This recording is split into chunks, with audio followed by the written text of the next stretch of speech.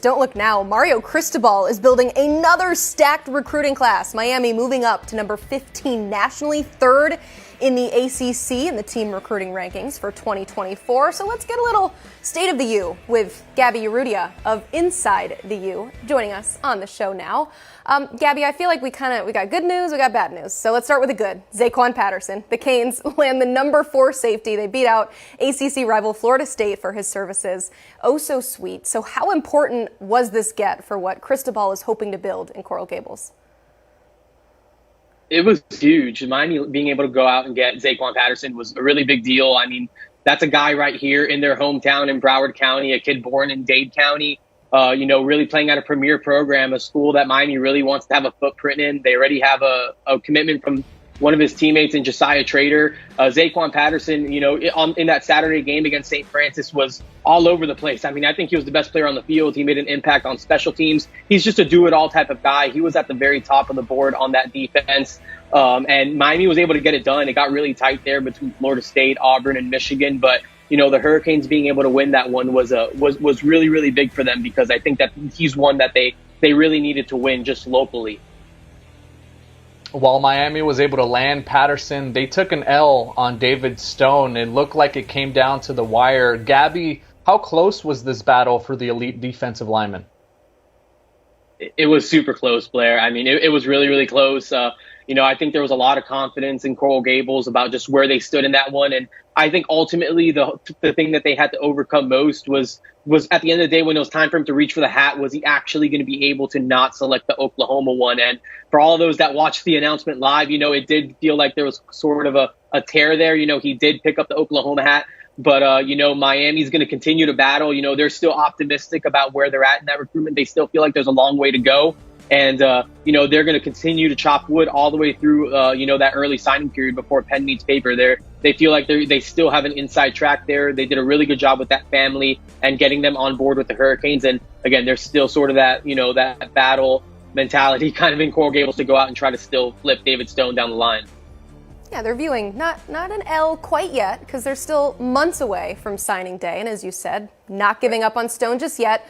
But let's look forward. I mean, in the meantime, who could Miami pivot to at that position?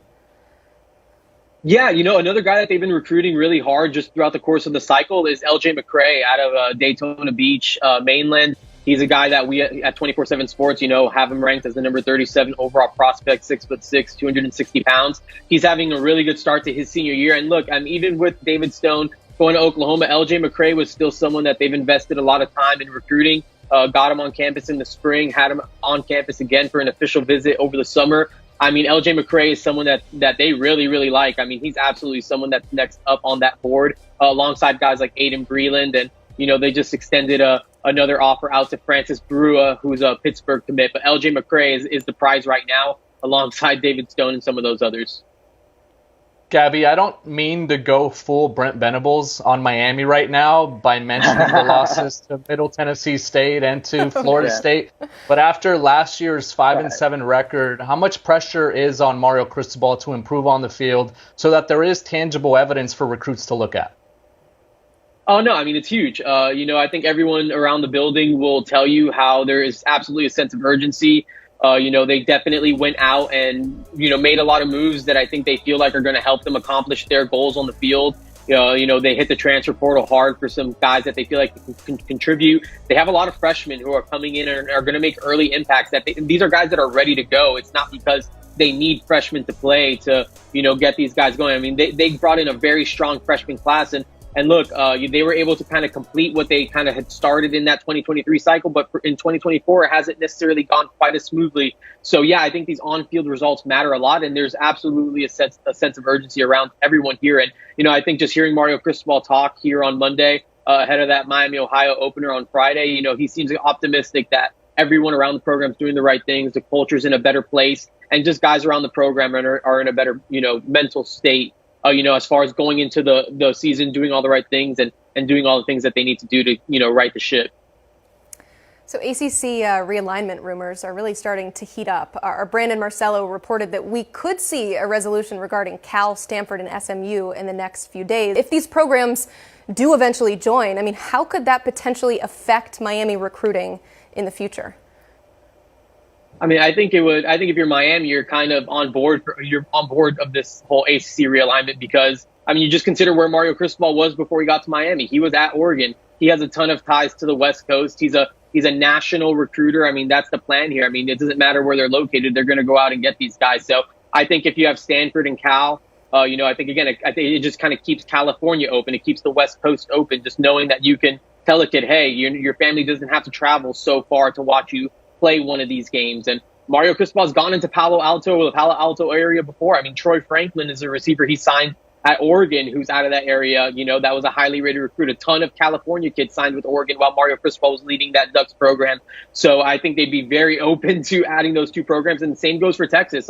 Miami just tried to get in that Colin Simmons sweepstakes. They didn't win it, of course, with a 5-star edge going to Texas. But at one point at Oregon, Mario Cristobal had Kelvin Banks, who's starting at tackle for Texas, and Cameron Williams, who's another, lineman out of the Dallas area, committed while they're at Oregon. Both those guys ended up signing with Texas as Cristobal transitioned over to Miami. But I mean, I think those are both regions that Miami definitely wants to have a footprint in. And I think that's why they would be, again, from a recruiting standpoint, it would make a lot of sense for, from a Miami perspective to, welcome those programs into the ACC. I know regionality has just totally been blown up with with realignment. I mean, look at the Big Ten is a great example of that, all the different time zones that they're in now. Yeah. But the ACC, it just feels weird. They need to change the name. That's my one petition there, is just to call it the Atlantic Coast Conference when you're going to be on the West Coast. It seems like there's another meeting that needs to be had. Gaby, we have a bonus question for you because somebody watching here would like to know, have the new coordinator hires had a positive impact on recruiting so far?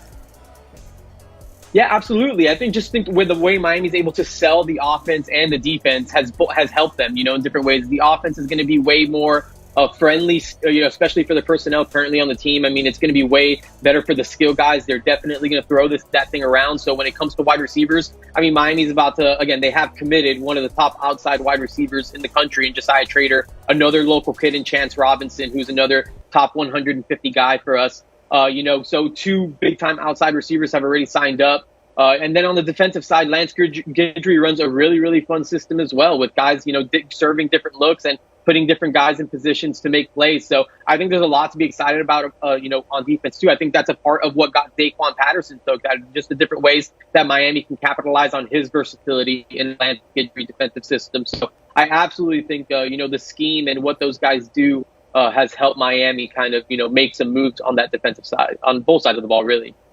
I can't wait to see what those units look like on the field. It is game week. We know you're super busy. Thank you so much for joining us here today. Absolutely. Gaby, we love to see you here. Make sure you check out more of his work at InsideTheU.com. I said it. It is game week, officially week 1 of college football kicking off this weekend. So you're going to want to bookmark this site. Check out all things Miami on InsideTheU.com.